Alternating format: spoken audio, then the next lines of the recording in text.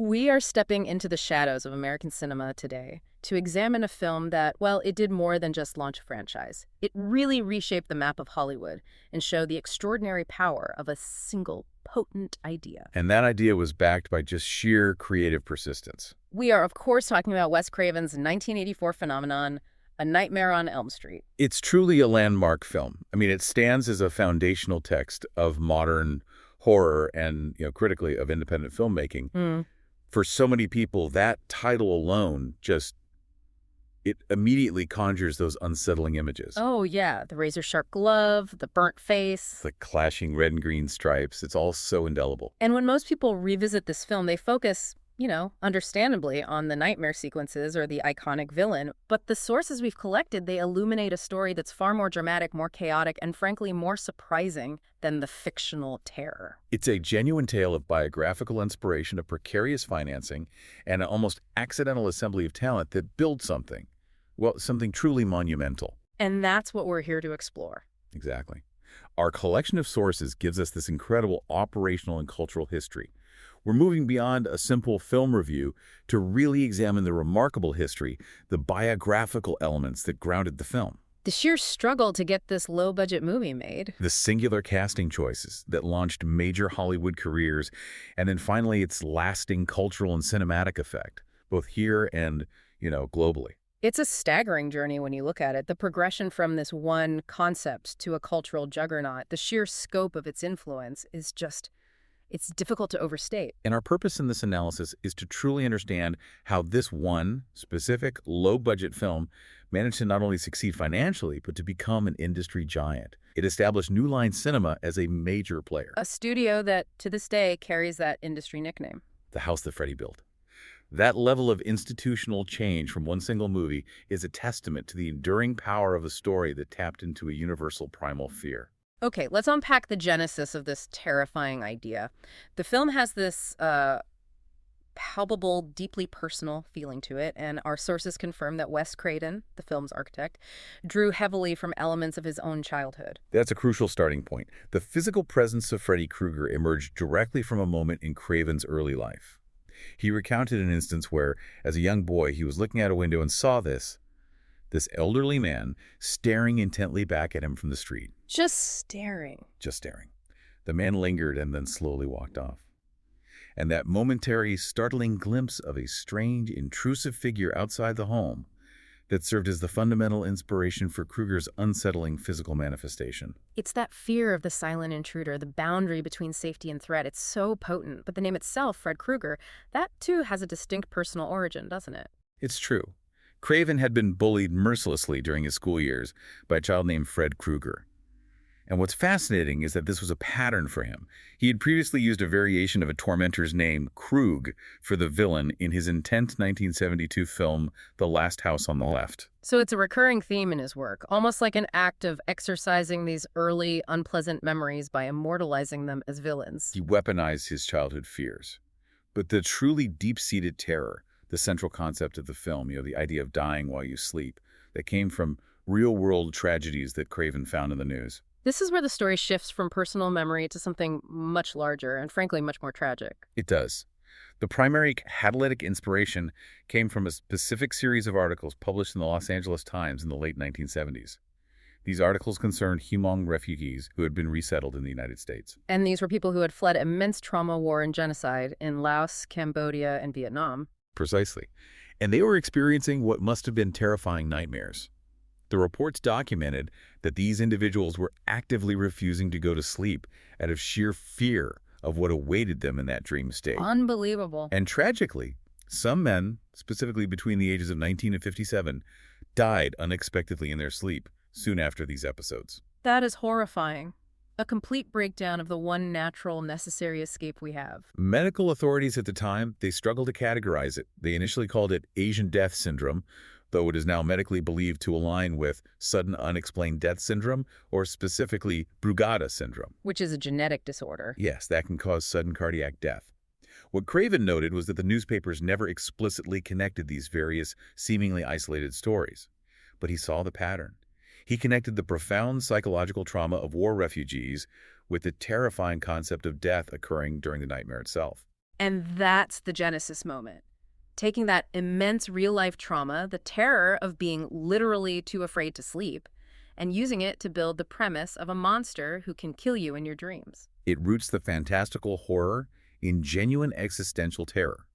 And that foundation provided the framework, allowing Craven to move on to the actual design of the monster himself. Yeah.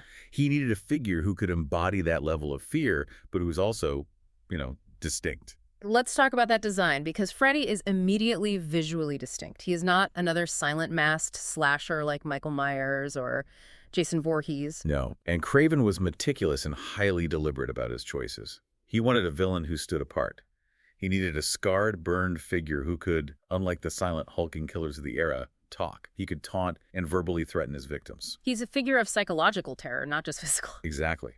And his signature weapon, the four-bladed glove, is now iconic. But the source material indicates the weapon went through a few iterations, didn't it?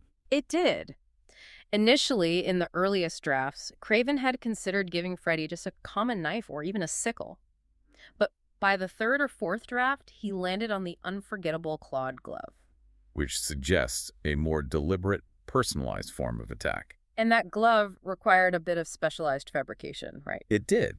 The special effects team, knowing this weapon would be featured constantly, constructed two distinct models.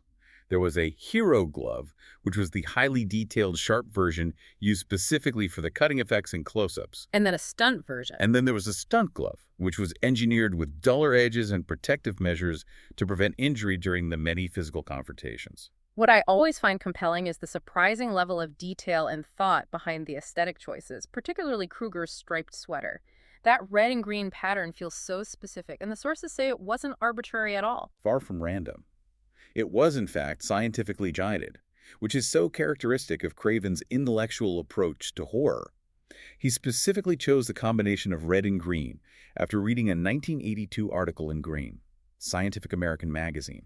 The science magazine that influenced the wardrobe of a razor-gloved killer. That's a great detail. The article discussed how the pairing of red and green, when placed side by side, creates the most significant clash of colors to the human retina.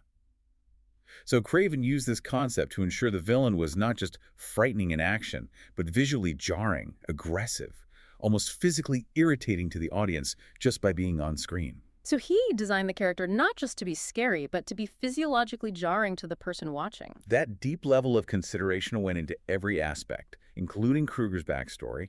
And, regarding that backstory, our sources detail a significant moral shift during the writing process that altered the character's motivation profoundly. The initial plan for Freddy was much darker, wasn't it? Yes.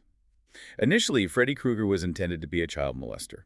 However, Craven and the production team made the deliberate decision to change the characterization to a child murderer instead. And this was a direct response to what was happening in the news at the time. It was a direct, pragmatic, and moral response to avoid accusations of exploiting a wave of highly publicized child molestation cases that were dominating California news cycles during the film's production. So it contextualizes the darkness, but sidesteps exploiting a very real, very present-day trauma. Exactly. This change maintained the necessary level of darkness, a figure who targets children at their most vulnerable, but positioned him as a consequence of societal failure, rather than exploiting immediate tragedy. Craven himself later reflected that, in a sense, Freddy stands for the worst of parenthood and adulthood. The dirty old man, the nasty father. And the adult who wants children to die, rather than help them prosper. That framing established the necessary context for the film's themes of generational trauma and adult neglect. It makes Freddy a manifestation of hidden secrets, rather than just a standalone villain. This film is so often cited as the quintessential example of an idea being so strong, so compelling, that it essentially forced itself into existence despite every obstacle. Yeah. And the sources detail an astonishing number of studio rejections. Oh. The script began circulating around 1981, and the reception was overwhelmingly negative. Studio after studio passed. Even places you wouldn't expect showed momentary interest, like Walt Disney Productions. Disney, that's almost comical. It is. Disney showed interest, but only on the explicit condition that Craven would agree to tone the content down radically, aiming for a family-friendly PG-13 rating. Which would have neutered the entire premise. The core idea is inherently R-rated. Craven, of course, declined. So Disney passed. Paramount passed, largely because they felt the concept was too similar to the sci-fi thriller Dreamscape, which was also coming out in 1984. But the most famous rejection came from Universal Studios, right? Yes, and Craven was in a desperate financial situation at the time. He later had Universal's rejection letter, dated December 14th, 1982, professionally framed in his office.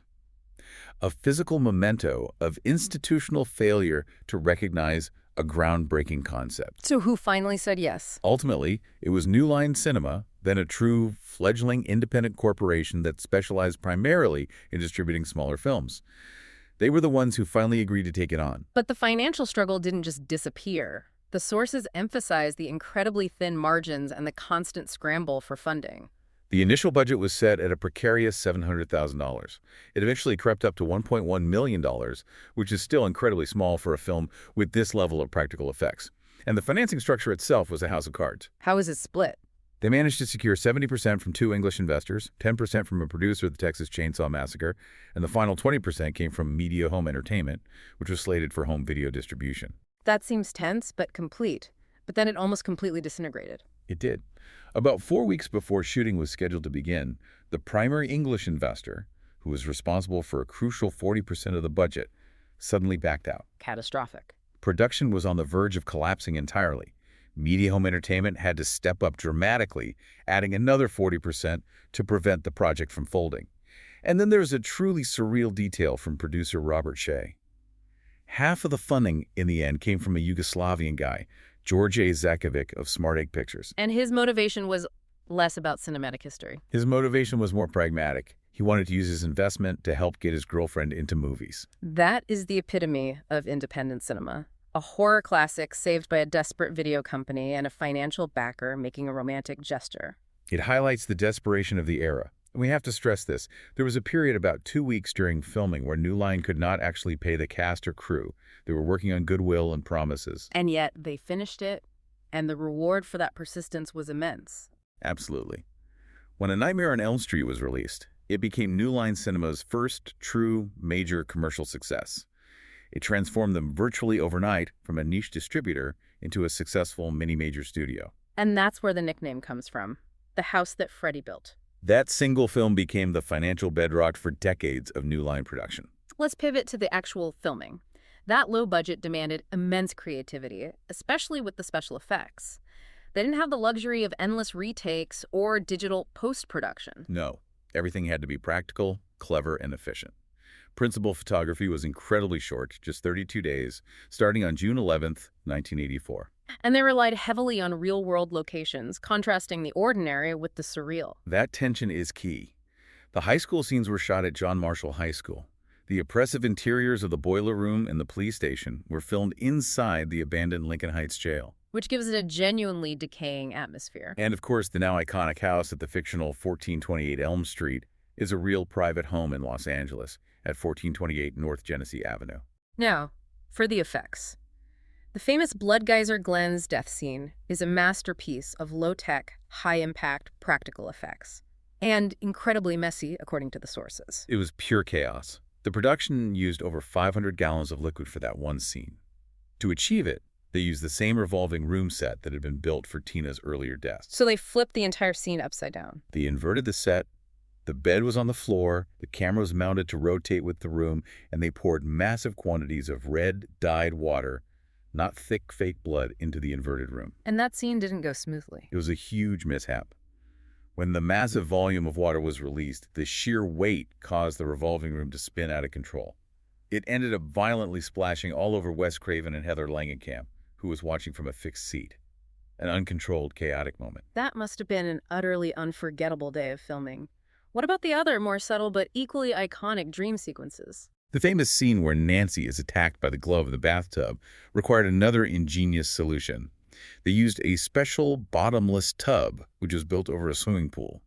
This allowed a stunt woman to safely submerge herself and perform the underwater effects. And the visually unsettling melting staircase. That detail has an interesting backstory. That was the personal idea of producer Robert Shea. He was inspired by one of his own recurring nightmares. And the effect itself was achieved with an incredibly simple material. Thickened pancake mix. Pancake mix. Incredible. They applied the mix to the staircase and used heat lamps to slowly melt it, giving it that unnatural gooey distortion that remains so unsettling. It also appears the special effects team went above and beyond in world building, even for details that didn't make the final cut. They did.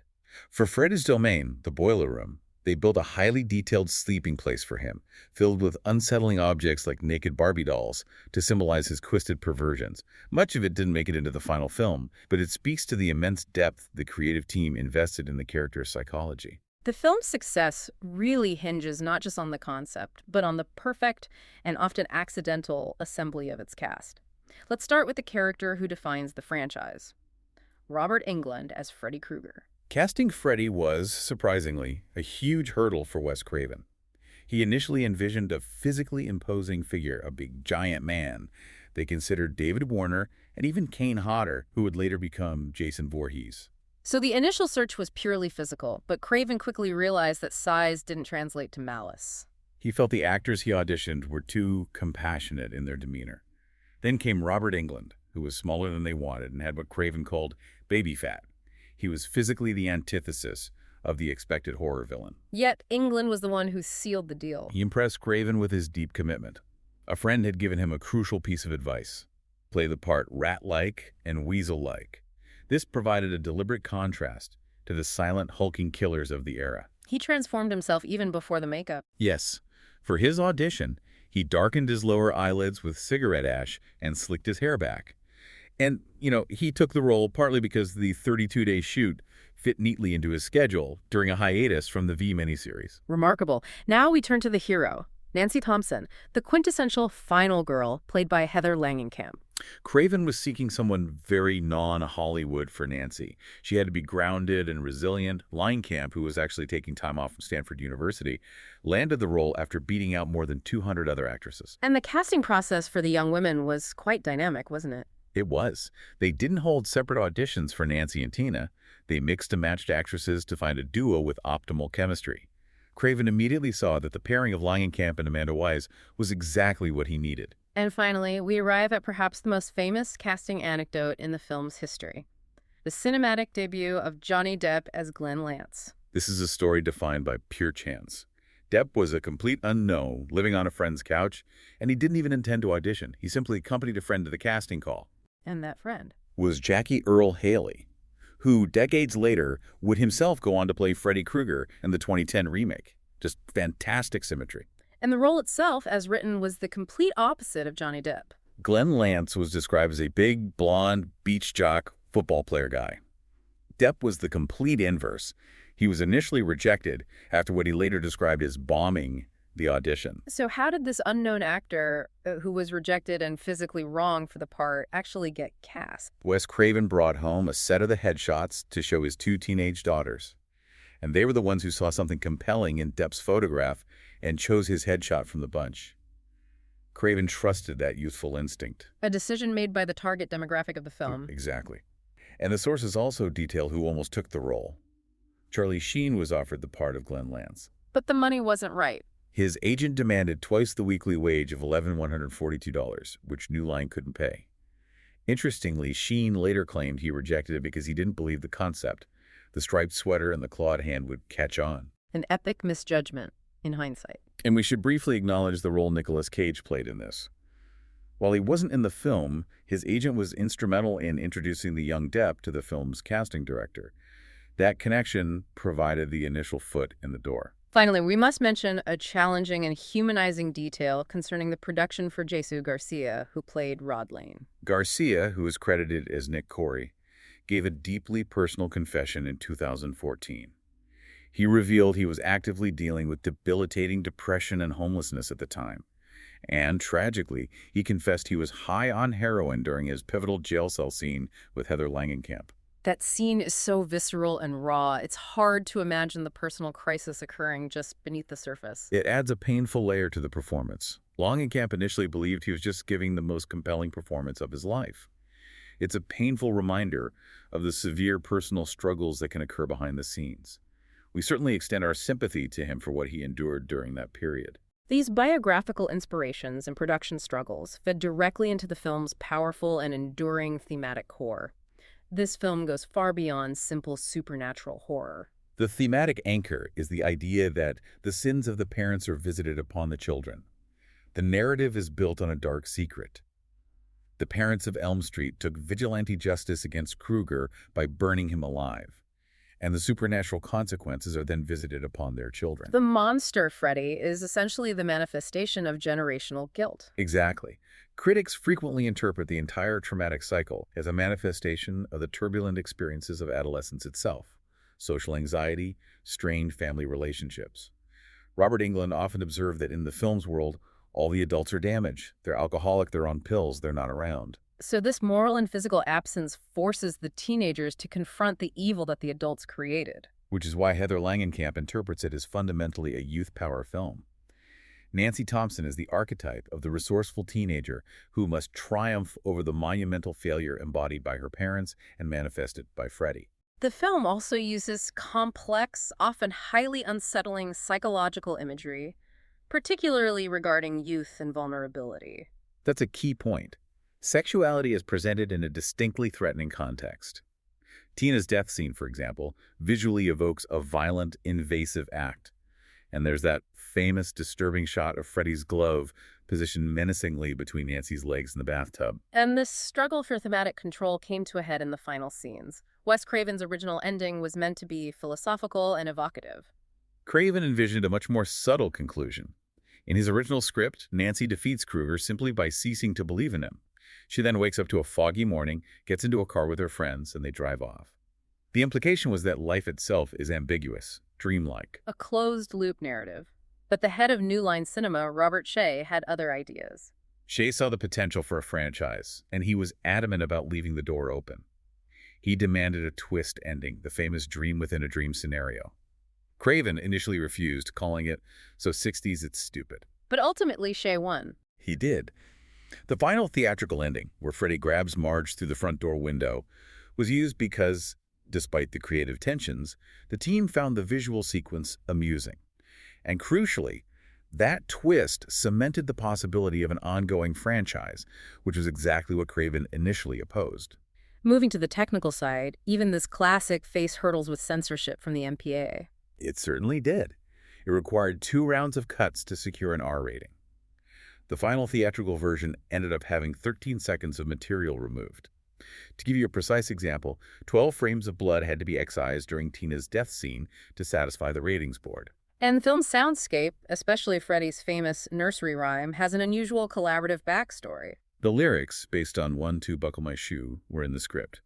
But the eerie melody itself was not created by the film's composer, Charles Bernstein. It was written by Heather Langenkamp's boyfriend at the time, Alan Pasqua. Who was a musician. And Bernstein then skillfully integrated Pasqua's contribution into his score. And one last audio detail. One of the 3 young children whose voices were used to sing the theme was producer Robert Shaye's then 14-year-old daughter.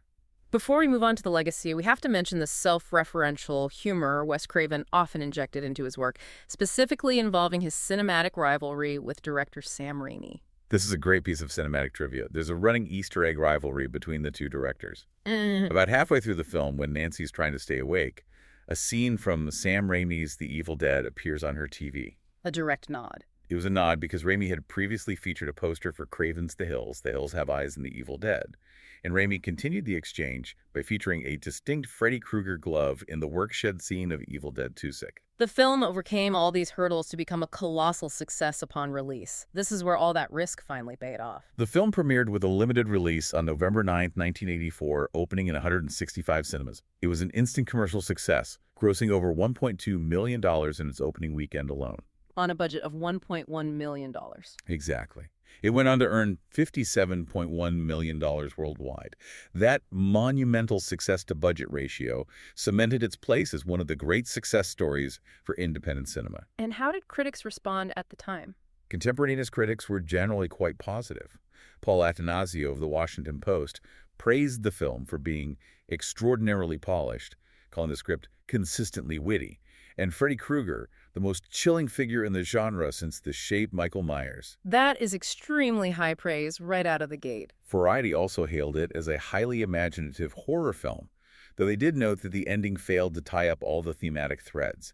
a critique that points directly back to that conflict between Craven and Shea over the twist. And retrospective analysis has been even kinder, focusing on the film's deeper psychological impact. Later critics consistently credit the film for its ability to rupture the boundaries between the imaginary and real. Its enduring power is reflected in its high regard today. It holds a very strong 94% approval rating on Rotten Tomatoes. And this lasting recognition shows that it fundamentally transcended the genre. It's now a vital piece of American cinematic history. That recognition is undeniable at the institutional level. In 2021, A Nightmare on Elm Street was selected for preservation in the United States National Film Registry by the Library of Congress. It's considered culturally, historically, or aesthetically significant. And Freddy Krueger himself stands apart as a recognized mythological villain. The American Film Institute placed Freddy at number 40 on their prestigious list of 100 years, .100 and villains. This confirms his status as a permanent fixture in the culture. And the commercial success of this singular film inevitably led to a massive, sprawling franchise that spanned media, validating Shea's decision to insist on that twist ending. Indeed. 6 direct sequels, a television series, a crossover with Friday the 13th, Freddy vs. Jason, and countless video games and comics. And its influence wasn't just domestic. The sources point to international derivatives, including the Bollywood horror films Kuni Burda and Mahakal. That global appetite for the character continues today, evident in the ongoing attempts to revive the franchise. There was the 2010 remake, which, despite being a financial success, was critically panned. And that remake starred Jackie Earle Haley, the very friend Johnny Depp had accompanied to the original audition. That critical failure halted immediate plans for a sequel. It did. But reports of a second remake are still circulating, though in limbo. It shows that the commercial interest and cultural pull of the Krueger character remain very much alive and potent. So, what does this all mean when we synthesize the sources? We've analyzed how a low-budget independent film, born from real-life tragedy and creative persistence, fundamentally changed the horror genre. It shows that when a powerful, deeply human concept like the terror of sleep and the failure of adult authority is executed with specific, thoughtful design, it can completely transcend genre limitations and budgetary constraints. It succeeded because it wasn't just a monster chasing teenagers. It challenged the audience to question their most basic sense of safety. Here's a final thought for you to consider as you reflect on this film. A Nightmare on Elm Street brilliantly explores the struggle between dreams and reality. The monster, Freddy Krueger, lives in the fantastic world of nightmares. But his origin lies not in the fantastic, but in the very real, often hidden, failures and terrible acts of the adult world. The parents who took vigilante justice into their own hands. So the question the film leaves us with is this. Does true evil reside in the fictional, fantastical dream world, or in the very real, often secret, moral failures of the people who are supposed to protect us? A profound and unsettling question, and one the film invites us to ask every time we drift off to sleep. Thanks for listening.